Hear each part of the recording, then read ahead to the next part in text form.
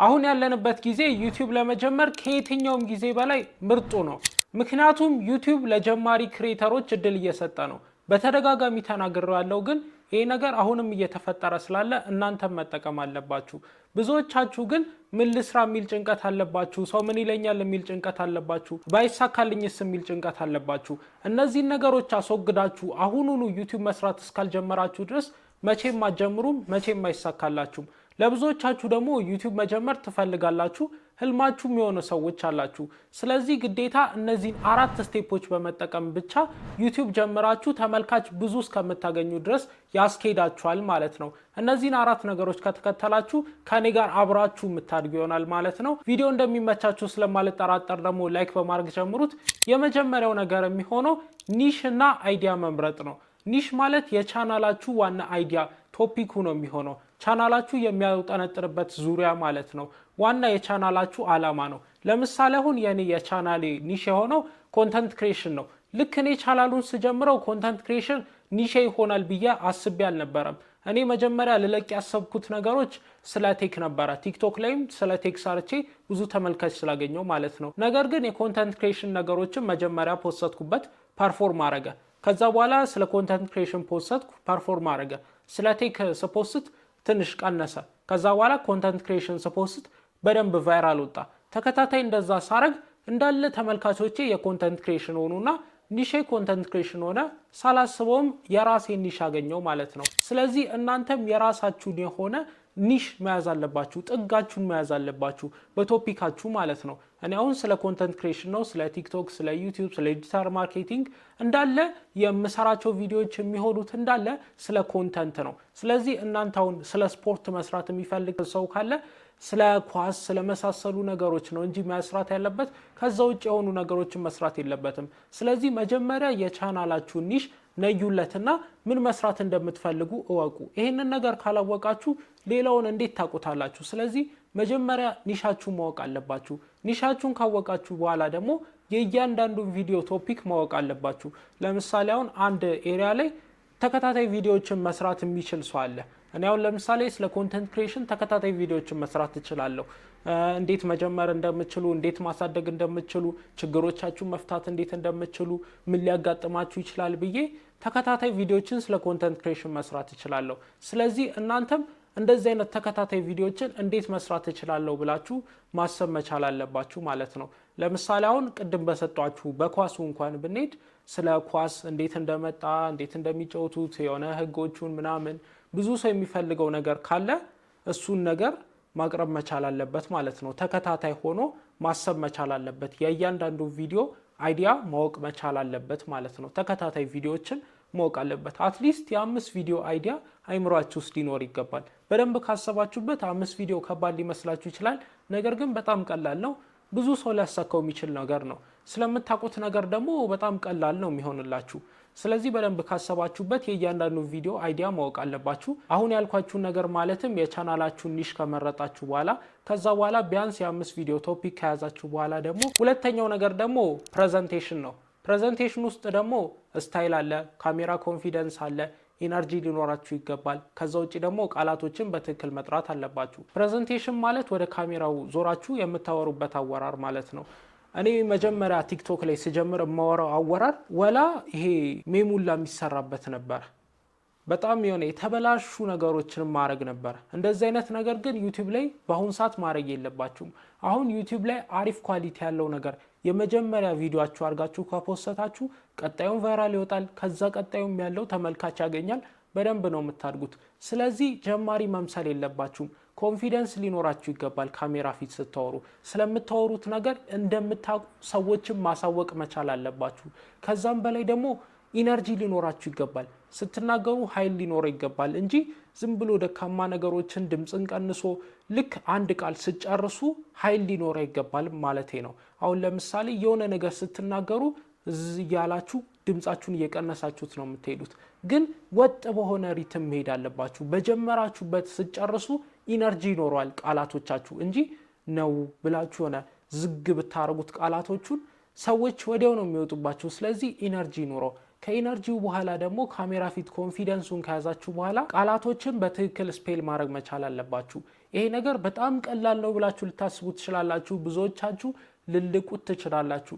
ግን በጣም ከባድ ነገር ነው። እያንዳንዱን ቃል በትክክል ረግጦ መጥራት በጣም ከባድ ነው። እኔ ራሱ እዚህ ቪዲዮ ላይ በተደጋጋሚ ነው ብሳሳተው። አሁን ራሱ ልሳሳት ነበረና እንዲህ እያልኩ ራሱ እሳሳታለሁ። ስለዚህ ቃላቶችን በትክክል መጥራት መልመድ መቻል አለባችሁ። በተለይ ካሜራ ፊት ስትሆኑ ነርቨስ ትሆናላችሁ። ያለመዳችሁት ነገር ነው። ኖርማሊ ናቹራሊ ከሰዎች ጋር ስትሆኑ ከፊታችሁ ካሜራ የለም፣ ጀጅ የሚያደርጋችሁ ሰው የለም። ስለዚህ ዝም ብላችሁ ታወራላችሁ። ግን ከፊታችሁ ካሜራ ሲኖር ነርቨስ ስትሆኑ የሆነ አይምሯችሁ ሲጨናነቅ ቃላቶችን መጥራት ያቀታችኋል። ብዙ ሰዎች ትቸገራላችሁ። ግን ይሄንን ነገር ማስተካከል መቻል አለባችሁ። ቃላቶችን በትክክል መጥራት መቻል አለባችሁ። ከዛም በላይ ደግሞ የሚያስፈልጋችሁ አንድ ነገር አለ። እሱም ስታይል ሊኖራችሁ ይገባል። ስታይል ሊኖራችሁ ይገባል ስላችሁ እኔ አሁን ቲክቶክ ሰራ ነውና እዛ ቲክቶክ ላይ የራሴ ስታይል አለኝ። ጮክ ብዬ ነው ማወራው፣ ጮክ ብዬ ነው የምጀምረው፣ እስከ መጨረሻው ድረስ ጮክ ብዬ ነው ማወራው። የሚሰማኝ ሰው ይሰማኛል፣ የማይሰማኝ ሰው አይሰማኝም እንጂ ለሁሉም ሰው ዝም ብዬ አይደለም። ለሁሉም ሰው እንዲሆን ነው የምሰራው። ግን የሚፈልግ ሰው እንዲሰማኝ ነው የምፈልገው እንጂ የማይፈልግ ሰው ለምን ይሰማኛል? ስለዚህ የራሴን ስታይል ይዤ ነው የመጣሁት። ስታይሌን ስላችሁ አወራር አለኝ፣ የራሴ የሆነ አወራር አለኝ። ብዙ ሰዎች ጀጅ ያደርጉኛል ምናምን፣ ግን ለእኔ ከሰራልኝ ለምን ተዋለሁ? ለምን ሰዎች ያሉትን ሰምቼ ተዋለሁ? ስለዚህ እናንተም የራሳችሁን አወራር ያስፈልጋችኋል። ጮክ ብዬ ስለማወራ እኮ ነው እንደዛ ጀጅ የምደረገው። ግን እናንተ የራሳችሁ የሆነ አወራር ስር ትይዛችሁ መቀጠል መቻል አለባችሁ። የማያስተቻችሁ ቢሆን አሪፍ ነው፣ ግን ለእናንተ ሰርቶላችሁ የሚያስተቻችሁም ቢሆን ምንም ችግር የለበትም፣ ቀጥሉበት። ስታይል ግን ይኑራችሁ። ሶስተኛው ነገር ደግሞ ኳሊቲ የሆነ ኮንተንት መስራት መቻል አለባችሁ። ኳሊቲ ኮንተንት ስላችሁ በቪዲዮ በኦዲዮ እና በላይቲንግ አለ። ከዛ በኋላ ደግሞ በኤዲቲንግ የምታስተካክሉት አለ። ኳሊቲ ኮንተንት ከነዚህ 4 ነገሮች የተቀናጀ ነው ማለት ነው። ግዴታ ግን ቪዲዮአችሁ በጣም አሪፍ መሆን አለበት እያልኩ አይደለም። ብዙ ሰዎችን እየተመለከትኩ ነው። ገና ስጀምር ካሜራ ያስፈልገኛል ብሎ እያሰቡ ነው። እኔ ገና መጀመሪያ ካሜራ የገዛሁት አሁን ነው። ሊትራሊ ትላንት ነው የገዛሁት፣ ከ1 ዓመት ከምናምን በኋላ፣ ከረጅም ጊዜ በኋላ። ካሜራ መግዛት በጣም ነው የሚከብዳችሁ። በተለይ ጀማሪ ከሆናችሁ ኢምፖሲብል የሆነ ነገር ነው። ስለዚህ ጀስት ባላችሁ ነገር ጀምሩት። ዩቲዩብ ላይ ደግሞ በዝቅተኛ ኳሊቲ ሆነው ፐርፎርም እያደረገ ነው። ለምን? ኢንጌጅመንት ስላላቸው። ስለዚህ እናንተ ካሜራችሁ ዝቅተኛ ከሆነ ካሜራ የማያስፈልገው ኮንተንት ስሩ። ለምሳሌ አሁን እኔ እየሰራሁት ያለው ኮንተንት ሰዎች ቁጭ ብለው ሊያዳምጡት የሚገባ ነገር ስለሆነ ኳሊቲ ይጠይቃል። ነገር ግን ቭሎግ ምናምን የምትሰሩ ከሆነ ሙያችሁን የምታሳዩ ከሆነ የሚታየው ቪዲዮአችሁ ሳይሆን ሀሳቡ ነው። ስለዚህ ኳሊቲ ካሜራ የማያስፈልጋቸው ኮንተንቶች አሉ ማለት ነው። እነሱን መስራት ትችላላችሁ። ኳሊቲ ካሜራ ከሌላችሁ እነሱን ኮንተንቶች ራሱ በአሪፍ ካሜራ ከቀረጻችኋቸው በደንብ ተመልካች ታገኛላችሁ። ነገር ግን አሪፍ ካሜራ ባይኖራችሁ ራሱ በደንብ አድርጋችሁ ማክሲመም አማውንት ኳሊቲውን ከተጠቀማችሁ በደንብ ይቀርጽላችኋል። ለምሳሌ አሁን ከዚህ በፊት የምጠቀመው ስልክ ይሄ ስልክ ነበረ። ይሄ ኤስ አልትራ ነበረ። ይሄ ስልክ አሪፍ ስልክ ነው። አሪፍ ካሜራ አለው። 108 ሜጋ ፒክሰል ነው። በጣም አሪፍ ካሜራ ነው። ፎከሱ በጣም አሪፍ ነው። ከዛ ውጪ 4K ይቀርጻል። እስከ 8K ድረስ ቢቀርጽ ስልክ ነው። ኃይለኛ ስልክ ነው። ፈጣን ስልክ ነው። ስለዚህ እናንተም ስልካችሁን ተጠቅማችሁ መቅረጽ ትችላላችሁ ማለት ነው። ያው እዚህ ጋር እንደምትመለከቱት ይሄ ካሜራ ብዙ ፎሎወሮችን አምጥቷል። በጣም ብዙ ሺ። ስለዚህ እናንተም በስልካችሁ ተጠቅማችሁ ብቻ መቀጠል ትችላላችሁ። ካሜራ ያስፈልጋችሁ። እንደዚህ አይነት ሃይ ኢንድ የሚባሉ የድሮም ቢሆኑ ሃይ ኢንድ የሚባሉ ስልኮችም አያስፈልጓችሁም። በኤ14 ነው ከ0 እስከ 200,000 አካባቢ 190,000 አካባቢ ላይ ነው ይሄንን ስልክ የገዛሁት። አሁን ደግሞ 480,000 ላይ ነው ካሜራ የገዛሁት ማለት ነው።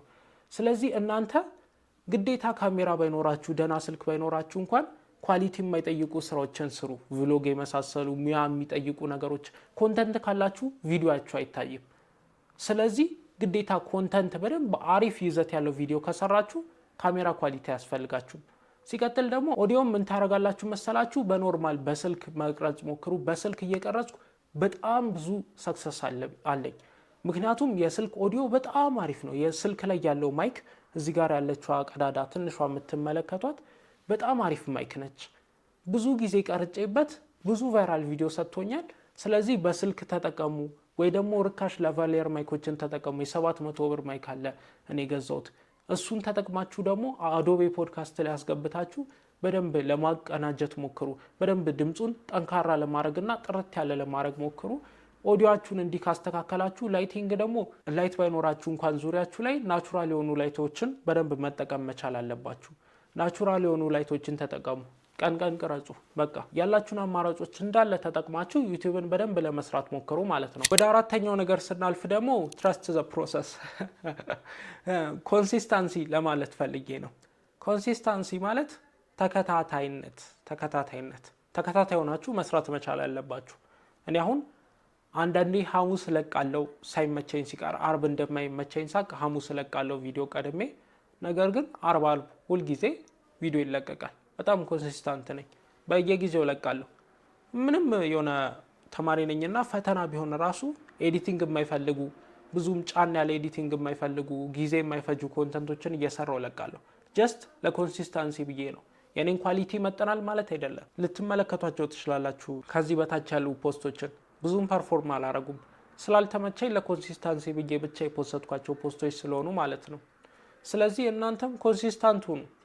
አንዳንዴ ላይመቻችሁ ይችላል፣ ግን አጣባችሁ የሆነ ኳሊቲውንም ቀነሳችሁ ቢሆን ኮንሲስታንት ለመሆን ሞክሩ። አንድ ጊዜ ከጀመራችሁ በኋላ ተመልካች ለማግኘት ማለት ነው። ግዴታ ኮንሲስታንሲ ያስፈልጋችኋል። ኮንሲስታንሲ ደግሞ ዋና የሚሰጣችሁ ነገር ምንድነው? ታማኝነት ይሰጣችኋል። ታማኝነት ስላችሁ ታማኝነት በጣም አሪፍ ነገር ነው። ኮንተንት ክሬሽን ገንዘብ የምታገኙት በብዛት በማስታወቂያ ነው። ማስታወቂያ ደግሞ ምን ይጠይቃል? ታማኝነትን ይጠይቃል። እናንተ ታማኝ ከሆናችሁ ብዙ ደንበኛ ወደ አስተዋወቃችሁ ሰርቪስ ስለሚገባ እናንተ በደንብ ተከፋይ ትሆናላችሁ ማለት ነው። ስለዚህ ኮንሲስተንሲ ታማኝነታችሁን ይገነባል ማለት ነው። ከዛም በላይ ደግሞ ችሎታችሁን ያሳድጋል። በአመት አንዴ ኮንተንት እየሰራችሁ የኮንተንት ክሬሽን ችሎታችሁ አያድግም። ስለዚህ እናንተ ማድረግ ያለባችሁ ግዴታ ኮንሲስተንት መሆን አለባችሁ። በየቀኑ ወይ ደግሞ በየሳምንቱ ቪዲዮ እየቀረጻችሁ ኤዲት እያደረጋችሁ ኮንተንት እየጻፋችሁ ሁሉንም ነገር እያስተካከላችሁ መለማመድ መቻል አለባችሁ። እያንዳንዱ ነገሮች መሞከር መቻል አለባችሁ። እኔ አሁን ቲክቶክ ላይ በአንድ ቻናል ብቻ ከ700 ምናምን ፖስት በላይ ያለው አለኝ።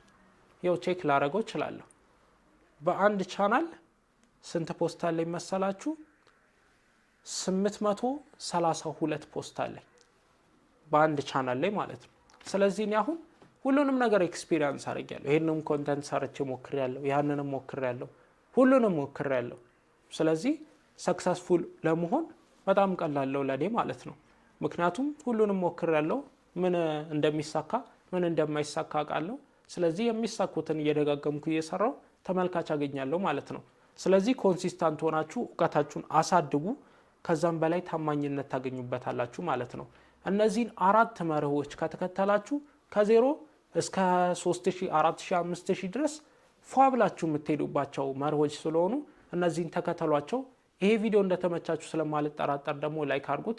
ቅድም ላይክ አድርጉት ብያችሁ ነበረ። አሁን ምንም ጥርጥር የለኝም ላይክ እንዳደረጋችሁት። እንደዚህ አይነት ጠቃሚ መረጃዎችንም ለማግኘት የቤተሰባችን አባል ይሁኑ። እስከምንገናኝ ድረስ ደግሞ ሰላም ቆይ።